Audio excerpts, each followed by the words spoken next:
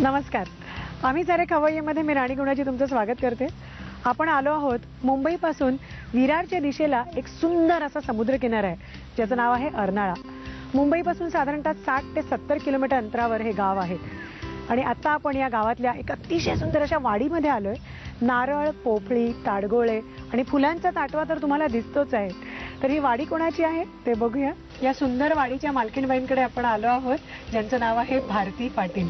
नमस्कार. नमस्कार. कार्यक्रमामध्ये स्वागत. खरंच खूप म्हणजे खूपच सुंदर आहे वाडी. किती प्रकारची फळं आणि किती प्रकारची फुलं आहेत त्याच्यात? आमच्याकडे फक्त नारळच असतात आणि बाकीचे फुलं म्हणजे मोगरा, जुई, शायली आणि चाफा. तुम्ही बिझनेस करता त्याचा? नाही, आम्ही म्हणजे इथे बिझनेस म्हणजे आम्ही दादरला पाठवतो आम्हाला. तो व्यवसाय आहे आमचा. म्हणजे काय काय कसं सांभाळता हा व्यवसाय? काय प्रकारे सांभाळण्याचं म्हणजे आम्ही स्वतः वाडीमध्ये फुलं वगैरे आम्हाला म्हणजे खूप आवड आहे असं.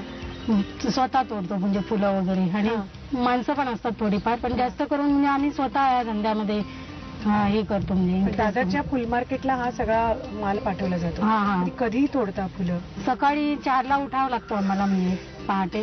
बापरे.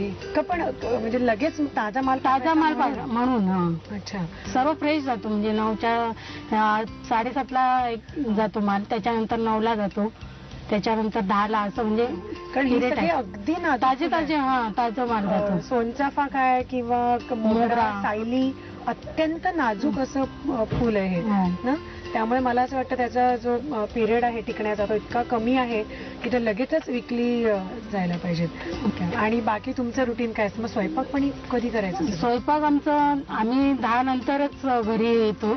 10 पर्यंत तर वाडीतच असतो. त्याच्यानंतर आल्यानंतर आंघोळ वगैरे करून नंतर लगेच कामाला. ते काही चुकत नाही, जेवण खाण काही चुकत नाही आपलं. आणि बाकी घरी कोण कोण आहे तुमच्या? घरी जाऊ एकत्र फॅमिली? एकत्र फॅमिली.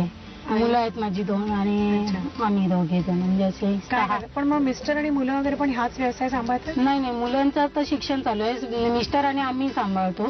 पण मग मुलांना तुम्ही नाही सांगितलं की एवढा व्यवसाय म्हणजे आता बेस तुम्ही सगळ्यांनी करून दिलाच आहे, तर इतका हा सुगंधी व्यवसाय खरं मनाला शांत करणारा, उल्लसित करणारा, मग मुलांना तुम्ही नाही सांगितलं की याच्यातच उतरा आणि हात नाही वाढवा? नाही, आम्ही त्यांना सांगतो की तुम्ही बाहेर पडा. आम्ही जोपर्यंत आहोत तोपर्यंत माझे मिस्टर पण सर्व्हिस करत होते. त्याच्यानंतर म्हणजे सासू सासरे होते ते सांभाळत होते, त्यांनी सगळं सांभाळलं.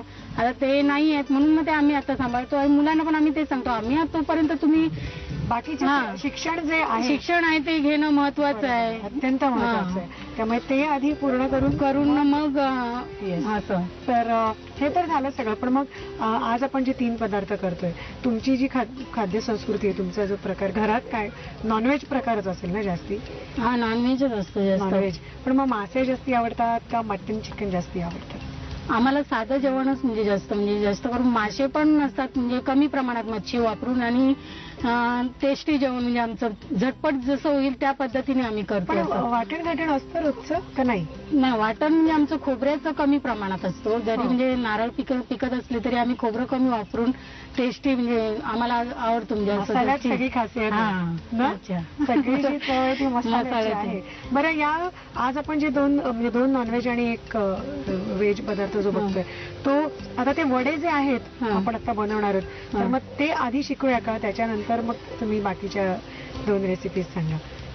चालेल. वड्यापासून सुरू करूया आपण.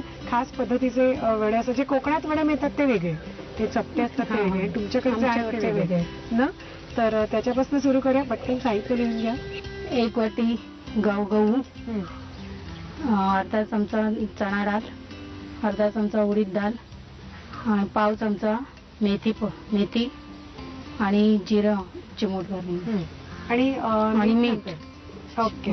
साहित्य आपण बघितलं, काय काय घेतलं, प्रमाण सुद्धा बघितलं.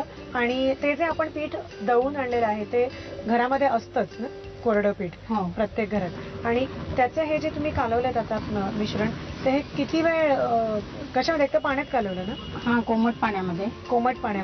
आणि किती वेळ ठेवायचं ते? तरी 8-10 तास ठेवावं लागतं. 8-10 तास. आणि जर म्हणजे झटपट पाहिजे असेल तर काय ईश वापरला त्याच्यामध्ये तर पटकन होऊ शकतात, म्हणजे अच्छा. 1-2 तासामध्ये. पटकन फर्मेंट होतं ते, हा. म्हणजे पावात जसं आपण इस्ट घालतो हा. तसं जर पिठात घातलं तर पटकन आंबेल आणि लगेच करता येईल. लगेच करता येईल. ओके. तर तसं हे साधं आत्ता आपण कोमट पाण्यात 8-10 तास आधी वहिनींनी भिजवून ठेवलं ते पीठ, ते अशा प्रकारे आपल्याला मिळालंय आणि ते आता तुम्हाला पाण्याचा हात कसे टाकणार.